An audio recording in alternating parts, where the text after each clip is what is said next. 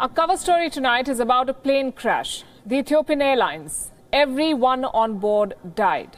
157 people, passengers and crew, everybody. What caused this? Early days, details are few and far between, but the culprit, it seems, is Boeing, the maker of this plane. One of the largest plane manufacturers in the world. The crash plane was the Boeing 737 MAX 8, the type that has crashed twice in less than 6 months now. So is the problem with the plane and by extension with Boeing? Let's explore and understand the story in 5 questions and answers. Question number 1, what happened? On Sunday, Ethiopian Airlines Flight 302 crashed. It was headed to Nairobi in Kenya. It had left from Ethiopia's capital, Addis Ababa. 6 minutes after takeoff, the plane lost contact with the air traffic control, and just before that happened, the pilot had sent out a distress call. The pilot was cleared to return to the airport, but that never happened. Now, we must tell you that the Ethiopian capital and Nairobi, Addis Ababa and Nairobi, are 2 of the busiest capitals in East Africa. The cause of the crash is still not clear, but one fact that cannot be ignored is that this plane was a Boeing 737 MAX 8, just like the Lion Air plane that crashed into the Java Sea in Indonesia last year in October. The same plane, the same make. Question number 2. How did this happen? What we know so far is that minutes after takeoff, the plane struggled to ascend at a stable speed, and within moments, it fell from the sky near Bishoftu, that is southeast from the Ethiopian capital. The weather was good, the plane was almost new. Ethiopian Airlines got this plane only in November last year. Reports say 3 minutes after takeoff, the vertical speed or the rate at which the plane climbs up was unusual. 2 flight data recorders from the doomed plane have been found. More details are expected in the coming days. Question number 3. Who is to blame for what happened? Or better still, can we even ask this question if the cause of the crash has not been established? I'll tell you why we can ask this question. Maintenance was not a problem. Routine checks had not revealed any faults with the plane. The pilot wasn't a problem. He had flown for more than 8,000 hours. He had an excellent flying record, but the make of the plane could have been a problem. The Boeing 737 MAX 8, I'm going to repeat it a lot on the show so that you remember which plane we are talking about. Many countries have grounded it following the crash. Question number 4, why is this worrying? Apart from the fact that it left 157 people dead, which should be worrying, this Boeing crash has sent alarm bells ringing in the global aviation industry, and with good reason. It has never happened, never in aviation history, that 2 planes that are of the same make and type have crashed. Fingers are being pointed at Boeing. Investigators will be looking long and hard at this particular angle. And finally, question number 5. What is Boeing doing about this? So far, it's doing nothing. Boeing has released some routine statements. The investigation is still going on. It's in early stages and so on and so forth. It has not issued any guidance to pilots who are flying this plane around the world. There are 300 of them. 300 Boeing 737 MAX 8 planes are in service across the world right now. Airlines may not have grounded the planes, but markets have been unsparing. Boeing's shares in America tanked by more than 9% today, and this may just be the beginning. Boeing will face tough questions over the safety of its planes. The Boeing 737 MAX 8 will face intense scrutiny. The criticism is not unfounded. This is the latest model of the highly successful 737 series, 737 planes. They were the world's best-selling commercial aircraft. The new model was designed by Boeing to retain its leadership position, and the new model is selling in large numbers. As I just told you, more than 300 Boeing 737 MAX 8 planes are already in operation across the world. Another 5,000 will be delivered to various airlines in the coming months. With this crash, the Ethiopian Airlines crash, those orders may be halted. The safety record is appalling. 2 crashes in less than 6 months for a new model. In October last year, Lion Air's flight 610 crashed 12 minutes after takeoff. All 189 passengers and crew were killed. Investigators had blamed a malfunctioning sensor in the Lion Air crash. Apparently, this malfunction forced the computer of the airplane to push the nose of the plane down towards the ocean. We've been speaking to aviation experts on how this really works, how this happened. Basically, the software of the plane acted up. The plane went out of the pilot's control and it crashed. Here's Mikey Kay, a journalist and a former UK Royal Air Force pilot, explaining what could have gone wrong. Now, I've got a little model here, which I'm going to show you.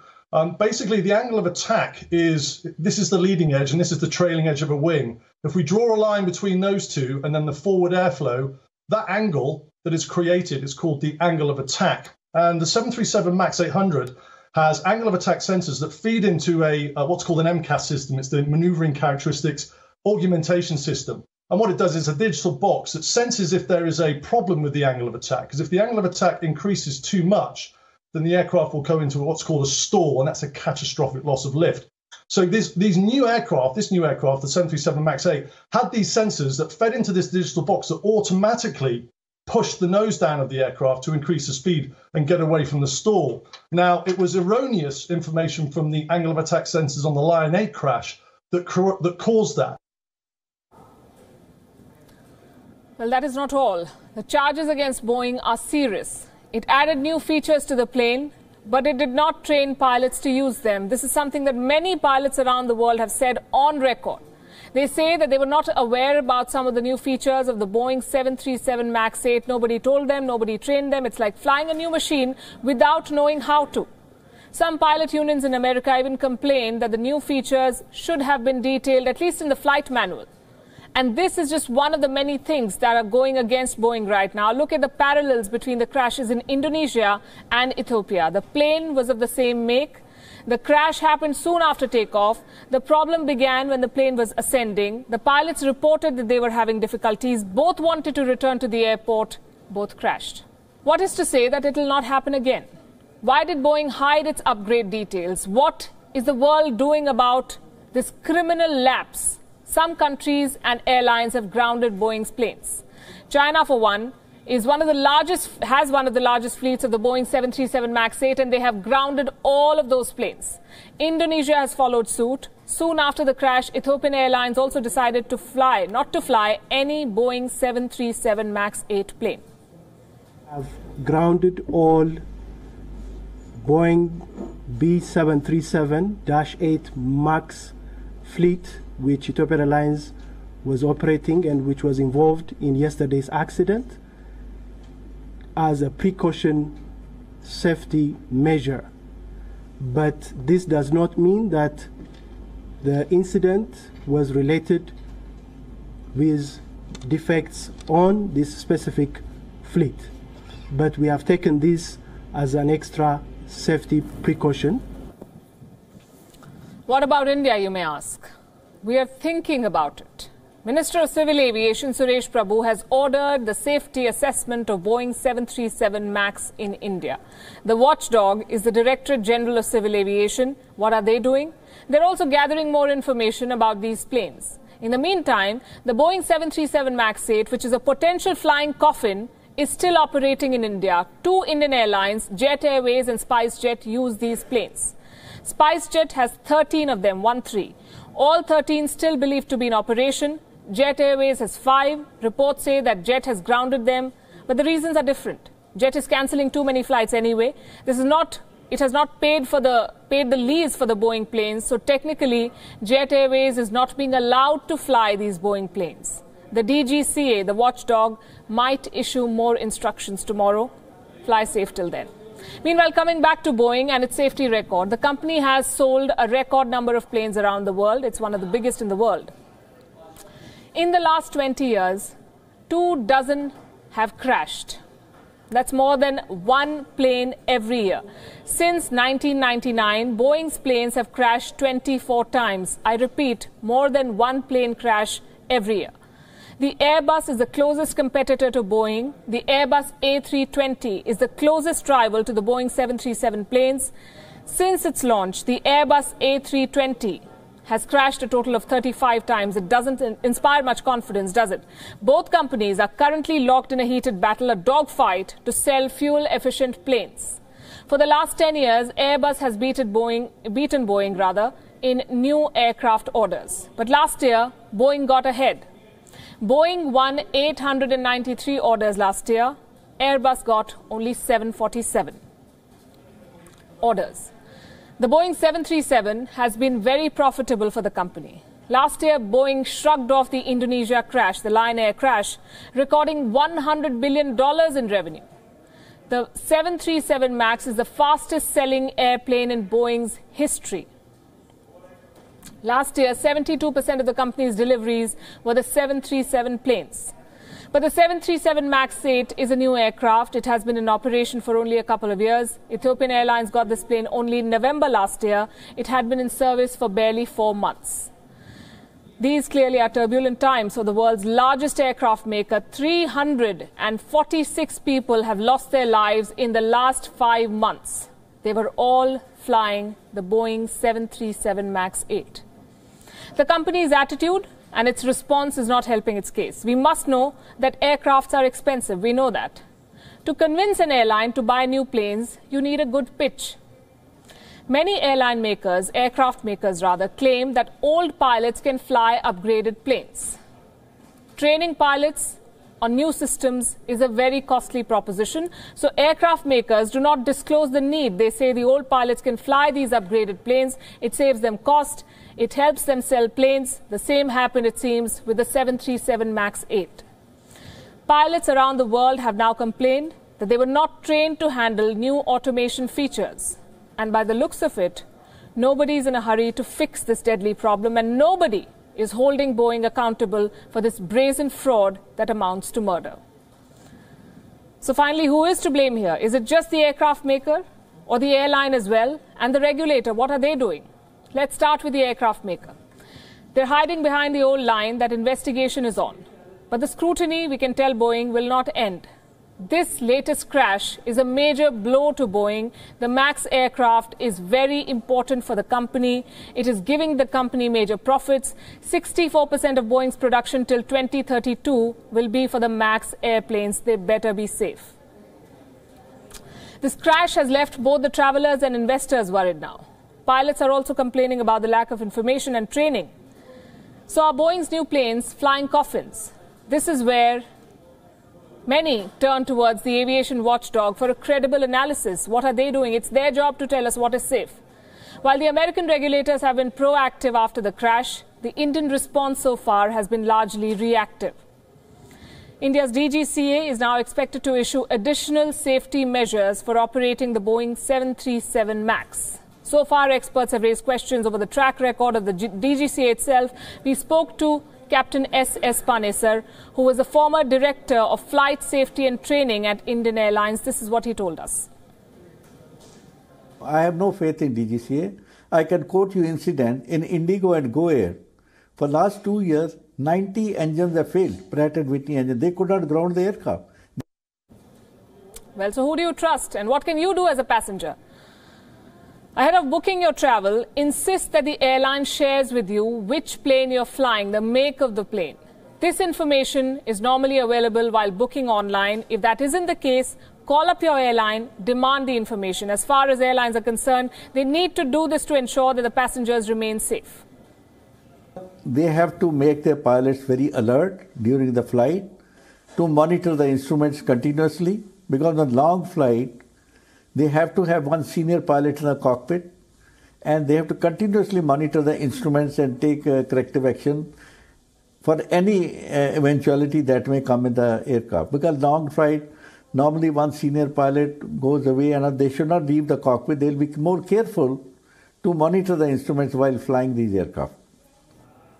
So check which aircraft you're flying. If you're not comfortable, try to not fly that plane, that airline. Beyond that, there's very, very little that you can do at this point. Try to build pressure. While the investigation into the crash is underway, the families of the victims of the Ethiopian airline are still trying to come to terms with the loss. The people who died came from 35 different countries. At least 22 worked with the United Nations. Here's the story of those they left behind. No other version of the truth can console the kin of the victims who were on board the Ethiopian Airlines flight ET302. The plane came down within minutes of taking off. Passengers from 35 nationalities were on board that plane. The air route between Ethiopian capital Addis Ababa and Kenya's Nairobi is frequented by employees working for various United Nations affiliated agencies. At least 22 employees of these agencies were on that flight. One of them was Shikha Garg, an Indian citizen who was a UN consultant attached to India's Ministry of Environment. Shikha Garg was travelling to Nairobi to attend a meeting of the UN Environment Programme. 3 other Indian citizens have also passed away in that crash. So, among the most affected, as you may expect, is Kenya, which had about 32 passengers on board out of the 149 passengers. Other nationalities involved with number of passengers in the flight were Canada with 18, Canada with 18, China with 5, China with 8, Netherlands with 5, Egypt with 6, Ethiopia with 9, France, UK, 7 each, India with 4, Italy with 8, and then we have Slovakia with 4, and the USA with 8. The other nationalities who had like 1 or 2 passengers on board. But one passenger had a lucky escape. Ahmed Khalid was supposed to board the Ethiopian Airlines flight ET302. He was travelling from Dubai to Addis Ababa, but his connecting flight was delayed. So he missed his flight. But Ahmed Khalid did witness the panic that spread soon after ET302 crashed. Everyone was asking the cabin crews what is happening, but no one was saying anything. They were just going up and down until one of the passengers saw on his mobile the first plane which just flew, like 6 minutes after flew, it just crashed. People around the world are mourning the loss of all the 157 victims who were on board. Soon after the news of the crash spread, there was an outpouring of shock and sadness on social media. Several world leaders sent their deepest condolences to the families of the victims. At the United Nations Environment Assembly, a minute's silence was observed for the victims. Bureau Report, Wion, World is One.